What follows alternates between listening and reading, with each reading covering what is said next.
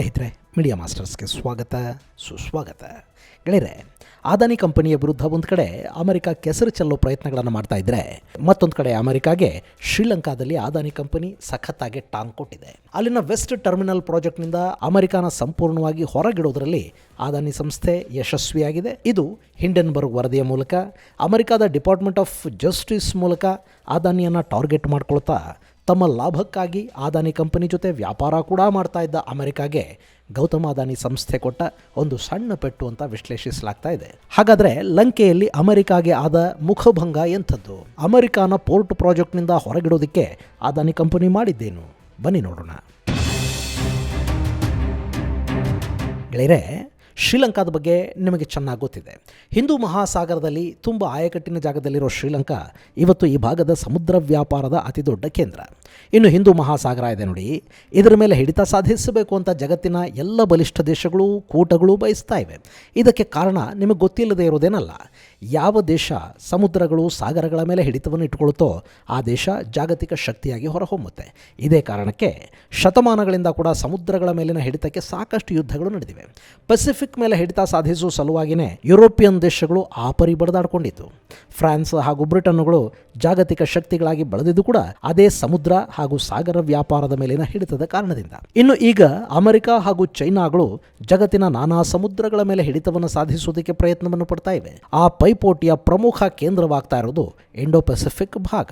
Indo Pacific ಅಂದರೆ ಹಿಂದೂ ಮಹಾಸಾಗರ ಹಾಗೂ Pacific ಮಹಾಸಾಗರದ ನಡುವಿನ ಈ ಪ್ರದೇಶ ಇದೆ ನೋಡಿ, ಇದು.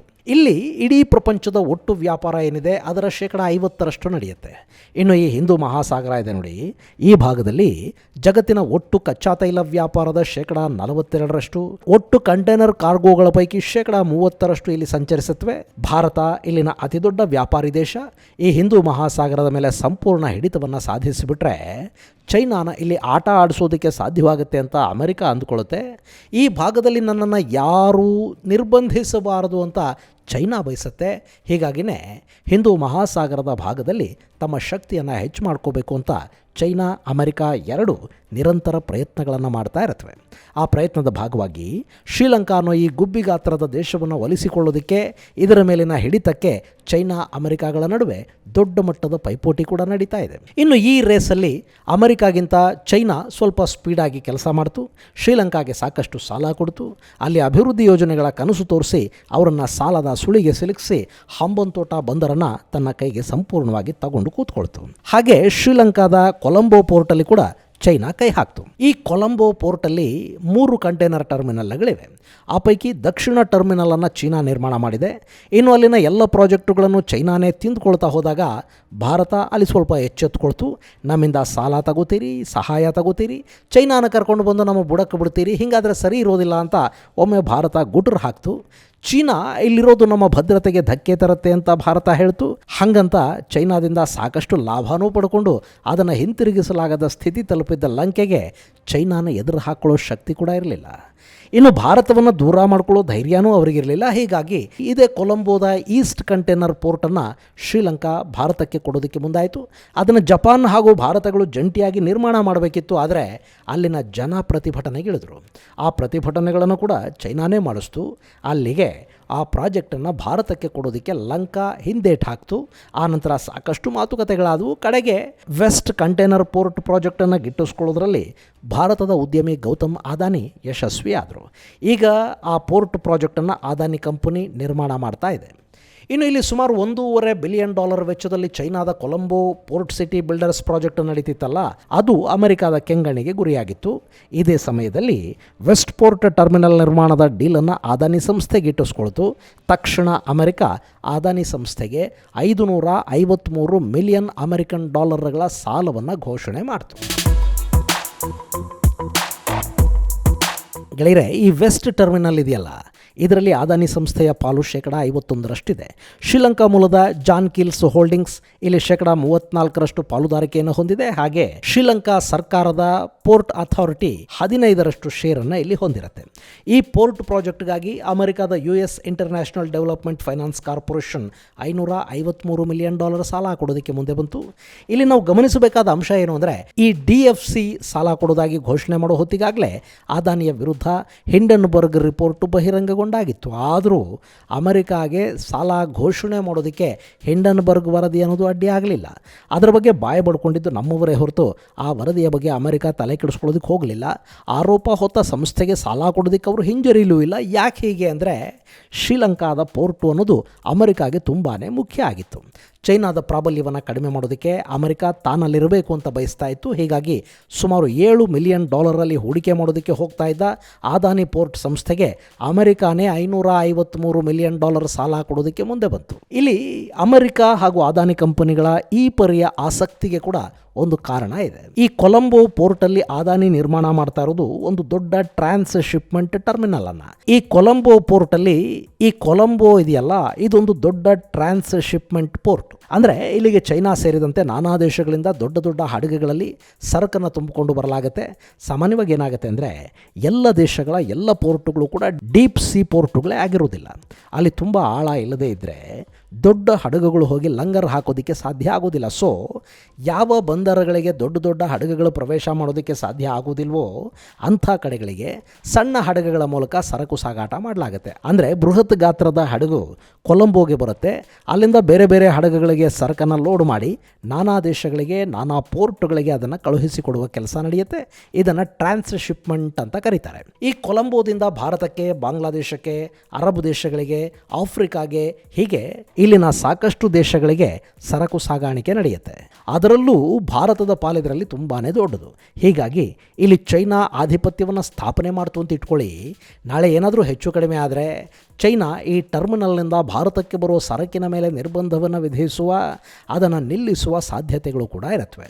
ಚೈನಾದ ಮೊನಾಪಲಿಗೆ ಇದು ಅವಕಾಶವನ್ನು ಕಲ್ಪಿಸಿಕೊಟ್ಟ ಹಾಗಾಗುತ್ತೆ. ಹಾಗಾಗಬಾರ್ದು ಅಂದರೆ ಇಲ್ಲೊಂದು ಪರ್ಯಾಯ ವ್ಯವಸ್ಥೆ ಇರಬೇಕು, ಭಾರತದ ಪ್ರೆಸೆನ್ಸಲ್ಲಿರಬೇಕು ಅಂತ ಭಾರತ ಬಯಸುತ್ತೆ.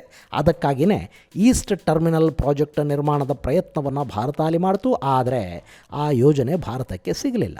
ಆಗ ಖಾಸಗಿ ಕಂಪನಿಗಳಿದರಲ್ಲಿ ಭಾಗಿಯಾಗೋದು ಒಳ್ಳೆಯದು ಅಂತ ಭಾರತ ಭಾವಿಸ್ತು.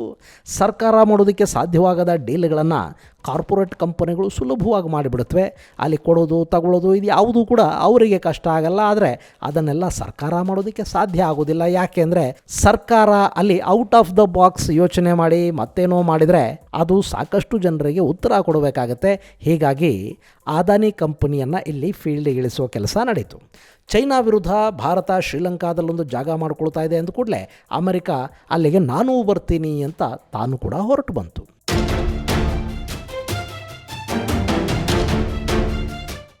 ಇನ್ನು ಅಮೆರಿಕ ಸಾಲ ಕೊಡುತ್ತೆ ಅಂದರೆ ಬೇಡ ಅನ್ನೋದು ಯಾಕೆ? ಅವ್ರ ಹತ್ರ ಸಾಲ ತಗೊಂಡ್ರೆ ಸಂಸ್ಥೆಯ ರೆಪ್ಯುಟೇಷನ್ ಕೂಡ ಚೆನ್ನಾಗಿರುತ್ತೆ ಅಂತ ಅದಾನಿ ಪೋರ್ಟ್ ಸಂಸ್ಥೆ ಭಾವಿಸ್ತು ಅಂತ ಕಾಣುತ್ತೆ. ಆದರೆ ಈ ಪ್ರಾಜೆಕ್ಟಲ್ಲಿ ಶ್ರೀಲಂಕಾ ಸರ್ಕಾರದ ಪಾಲುದಾರಿಕೆ ಕೂಡ ಇರೋದ್ರಿಂದ ಸಾಲ ಯಾರು ಕೊಡ್ತಾ ಇದ್ದಾರೆ ಅನ್ನೋದನ್ನು ಲಂಕಾ ಸರ್ಕಾರಕ್ಕೆ ಕೂಡ ಅದಾನಿ ಸಂಸ್ಥೆ ತಿಳಿಸಬೇಕಿತ್ತು. ಆ ಫೈಲು ಅಲ್ಲಿನ ಅಟಾರ್ನಿ ಜನರಲ್ ಕಚೇರಿಗೆ ಹೋಯಿತು. ಅಲ್ಲಿಂದ ಸಕಾಲಕ್ಕೆ ಕ್ಲಿಯರೆನ್ಸು ಸಿಗಲಿಲ್ಲ. ಅಷ್ಟರಲ್ಲಿ ಅದಾನಿ ವಿರುದ್ಧ ಅಮೆರಿಕ ಇನ್ನೂ ಒಂದು ಬಾಂಬನ್ನು ಹಾಕ್ತು.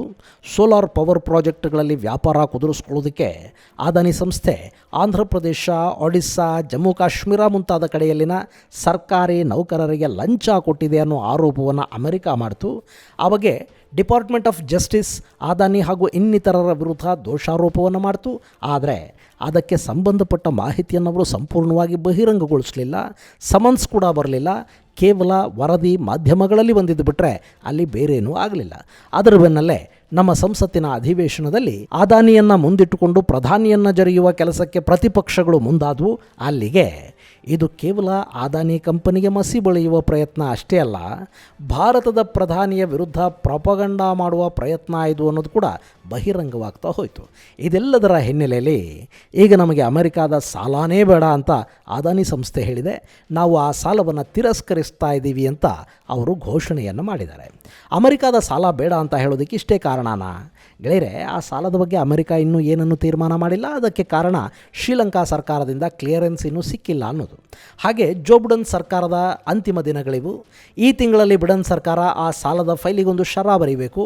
ಅವರು ವಿನಾಕಾರಣ ಅದಾನಿಯನ್ನು ಟಾರ್ಗೆಟ್ ಮಾಡ್ಕೊಳ್ತಾ ಇದ್ದಾರೆ. ಹೀಗಾಗಿ ಡಿಪಾರ್ಟ್ಮೆಂಟ್ ಆಫ್ ಜಸ್ಟಿಸ್ ದೋಷಾರೋಪದ ನೆಪ ಹೇಳಿ ನಾವು ಸಾಲ ಕೊಡೋದಿಲ್ಲ ಅಂತ ಅಮೆರಿಕ ಹೇಳಿದರೆ ಅದು ಕೂಡ ಅದಾನಿ ಸಂಸ್ಥೆಯ ಮಾನಹಾನಿಗೆ, ಅಗೌರವಕ್ಕೆ ಕಾರಣ ಆಗುತ್ತೆ.